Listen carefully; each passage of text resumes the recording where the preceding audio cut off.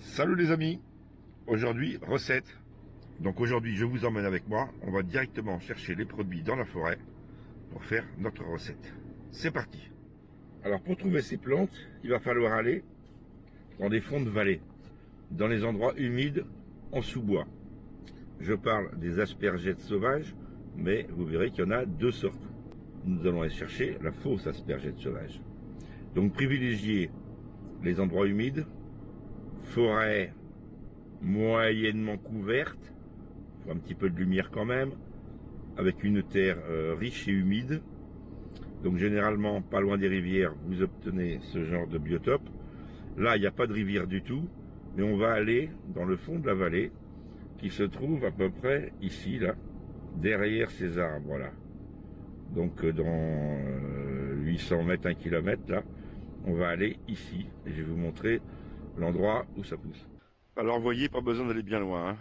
La voiture est là, le bois est là. Là vous avez un beau passage de chevreuil par exemple. Alors on va rentrer dans le bois. Alors déjà, rien que par terre, je vois déjà plein d'espèces comestibles. Vous avez des beaux pissenlits. Bon, je les ramasse pas près des chemins, hein. Tout simplement parce qu'il peut y avoir des chiens qui passent, des renards, pas mal d'animaux qui peuvent uriner dessus. Donc, et pour les plantes que je vais ramasser, c'est pareil. Ne les ramassez pas près de passages d'animaux ou près de sentiers. Il faut savoir qu'un passage de chevreuil, il est utilisé par beaucoup d'animaux, que ce soit des blaireaux, des ragondins, des renards bien sûr, beaucoup d'animaux qui portent des maladies et qu'on peut attraper par l'urine.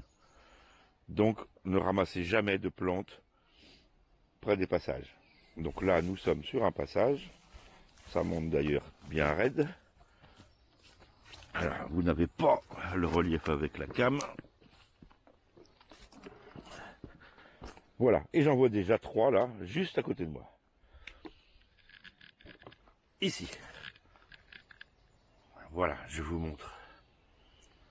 1, 2, 3. Ce sont des ornithogales des Pyrénées. Ce qu'on appelle la fausse asperge sauvage. Elle n'a rien à voir avec l'espèce asperge. Il y en a déjà 3 autres encore ici d'ailleurs. Vous voyez. Là, il y en a partout. En fait, il y en a partout. Elles n'ont rien à voir avec les asperges. C'est une espèce totalement différente. Bon, je vois qu'il y en a pas mal. Ouais, il y a vraiment de quoi ramasser partout. Alors vous voyez le type de bois, assez aéré quand même, hein. Il faut quand même qu'il y ait un peu de lumière. Végétation assez basse, malgré qu'il y ait pas mal de ronces, hein. Voilà. Et puis une terre humide en fond de vallée comme ça. Ça se coupe parfaitement à la main. Oui, il n'y a même pas besoin de couteau, vous voyez. Et vous allez ramasser ce bourgeon qui va donner une fleur blanche d'ici quelques temps. Alors, quelle est la période? Nous sommes au mois de mai. Alors, déjà, le biotope et le lieu. Je suis centre-ouest, on va dire région Poitiers. Je suis à 40 km. Pour vous donner à peu près le lieu, et par rapport à la saison, bien sûr. Dans le sud, ça poussera sûrement plus tôt, et dans le nord, peut-être plus tard. Encore que. Le bon repère, c'est l'ail des ours. Quand l'ail des ours est en fleur, c'est-à-dire au moment où on le ramasse quasiment plus déjà, comptez 15 jours à 3 semaines après, et là vous pouvez y aller. Donc on va commencer la cueillette. Allez, je me déplace, je ne veux pas rester dans le chemin principal, bien sûr. Donc là, on voit que c'est un passage. Et là, vous voyez, vous en avez partout. Ici. Ici. Ici. Alors pourquoi on l'appelle asperge sauvage? Parce qu'en fait, le bouton floral, il ressemble beaucoup. Ah oui, là, le bois, là, vous n'allez pas le voir, mais le bois, il est rempli, rempli, rempli. Il y en a partout. Regardez si je baisse un peu. Il faut savoir que dans cette plante, tout se consomme. Je vais vous filmer le pied. Je vais vous la filmer entière. Donc voilà la tige, avec son bouton floral au bout. On descend, on descend, on descend. Et au pied, on a quelques malheureuses feuilles. Je vais essayer. Alors, il y a un bulbe au bout. Hein. Voilà, je l'ai arraché. Vous voyez, vous avez quelques feuilles. Voilà. Très peu, en fait. Hein. Et puis, vous avez une grande tige. Avec au bout, le bouton. Alors, la tige est comestible. Et le bulbe aussi. Bon, je me suis pas amusé à manger les feuilles. Hein, parce que la partie intéressante, c'est quand même la fleur. Donc là, eh ben, je vais faire ma petite cueillette. Je vous laisse, on se reprend après ma petite cueillette. Alors voici un exemple où elle commence à fleurir. Vous voyez, ça commence à fleurir par le bas, ça fait des petites fleurs blanches. J'espère que c'est net. Voilà, donc petite cueillette. Bon là, je sais pas combien il y en a, 150, 200 grammes peut-être. Enfin, largement assez de quoi faire une quiche, quoi. Donc j'espère que ça va être net parce que cette cam, elle aime pas vraiment filmer de près.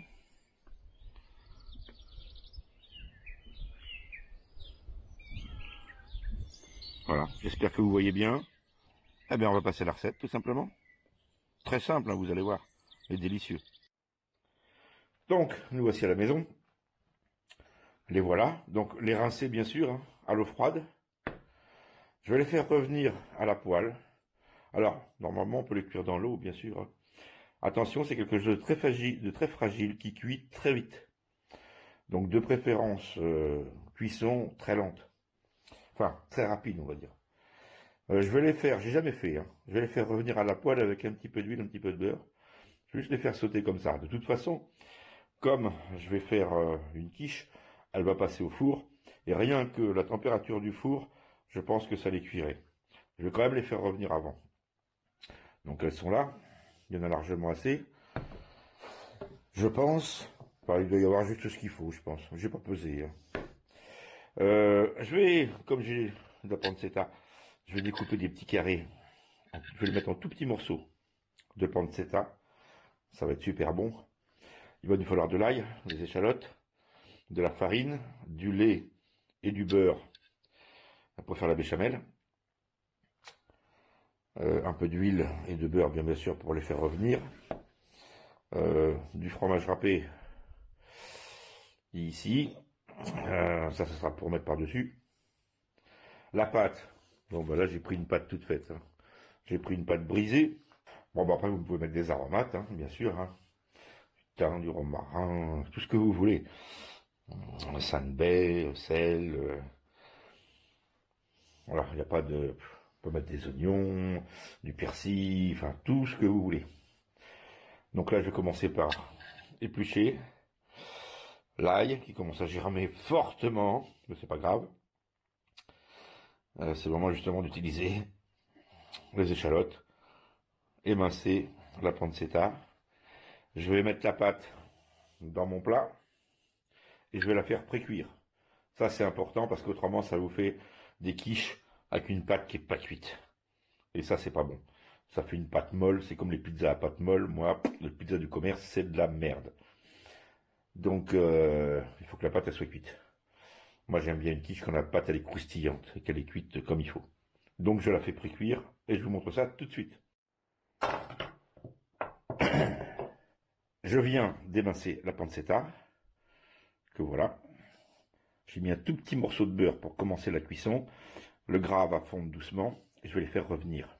Ensuite, je rajouterai les échalotes et l'ail que je vais éplucher, enlever les germes d'ailleurs. Une poêle, un peu d'huile, un morceau de beurre, les ornithogales.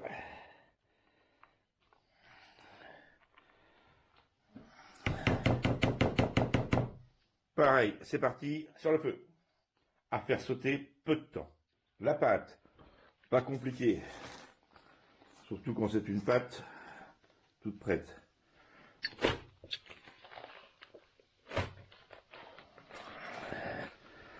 y a juste à la placer. Vous mettez votre four à 160-170 degrés. Vous piquez votre pâte. C'est pour éviter les bulles, tout simplement. Donc on laisse le papier sulfurisé, bien sûr. Voilà, c'est bon. Là, j'ai des haricots qui me servent uniquement au cuisson. Ah, j'ai vu qu'il y avait un bout de pâte dedans. Ancienne cuisson, ça.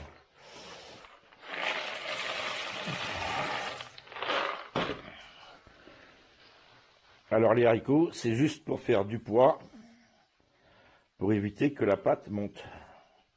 Ça part au four, on va faire dorer la pâte. L'émincé d'ail est prêt. Nous allons le mettre avec la pancetta et les échalotes qui sont en train de cuire. Je ne les mets pas dès le départ. Pourquoi? Parce que si vous mettez l'ail dès le départ, il va être trop cuit. Et l'ail trop cuit, il perd énormément de goût. Je veux qu'il y ait ce petit côté piquant. Donc là, les échalotes sont quasiment cuites. Je vais rajouter ça à la préparation. Voilà, les ornithogales sont prêtes. Ne les laissez pas devenir kaki, comme ici. Vous voyez, ça commence à être trop cuit. Laissez-les bien vertes, sans compter que ça va continuer à cuire après au four. Je vais en réserver... Allez, je vais en réserver 5. 3, 4, 5, pas trop vilaine. Ça, je mets de côté. Et ça aussi. Nos petits carrés de pancetta, nos échalotes et notre ail que j'ai rajouté bien après, c'est bon. Regardez-moi ça. Et dommage qu'il n'y ait pas l'odeur. Regardez. C'est totalement moelleux. Les petits dés de pancetta, c'est terrible. C'est vraiment un régal. Et ça, c'est une concentration de goût. Et ça, c'est pareil, nous allons mettre de côté. Voilà, la pâte est cuite. Je crois qu'il y a un petit problème là. Et oui, c'est ça la connerie quand on regarde la télévision, puis qu'on est dans le film, et ben on oublie que la pâte est dans le four. Bon ben, on recommence quoi. Bon, voici donc la deuxième pâte. Alors, elle est vraiment pas jolie celle-ci. Elle était congelée, j'ai essayé de faire vite. Je l'ai craqué ici. Voilà, quand j'ai voulu l'étaler, ça n'a pas marché. Voilà, c'est... Bon, on a une pâte quand même rigide, hein, vous voyez.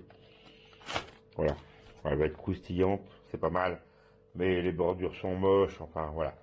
Je suis dégoûté. Honnêtement, je suis dégoûté de voir ça. Maintenant, je vais faire une béchamel. C'est autant de poids de beurre que de farine. Et ensuite, il suffit de brasser sur le feu et d'ajouter du lait progressivement pour épaissir. Tout simplement. Ici, 50 g de beurre. Ici, 50 g de farine. Je vais faire fondre le beurre.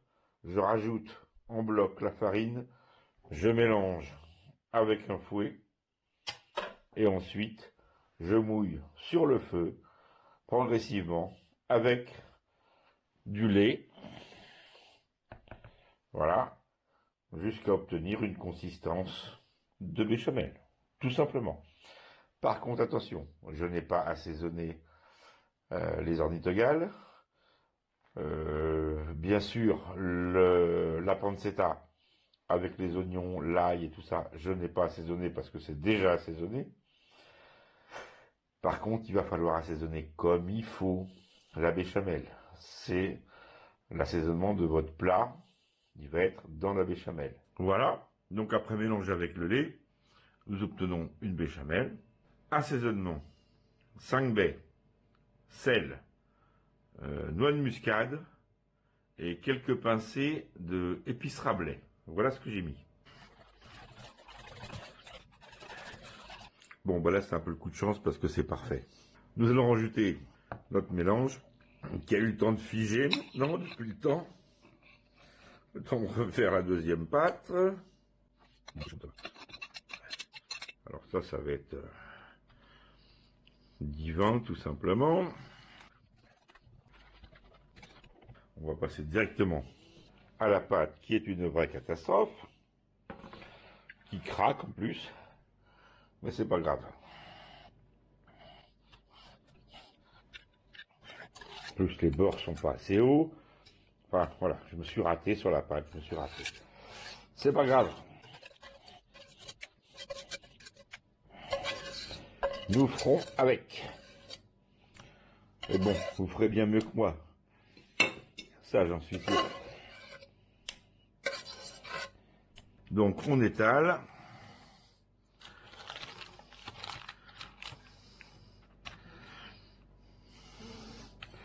Dans cette vilaine pâte.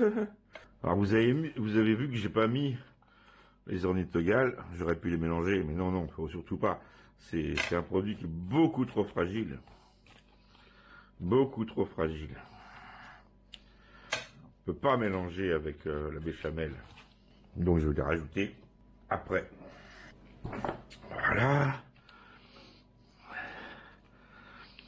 Donc là, j'étale, parce que c'est vraiment très fragile. Et puis, je les enfonce, en fait. Voilà. J'étale et je les enfonce.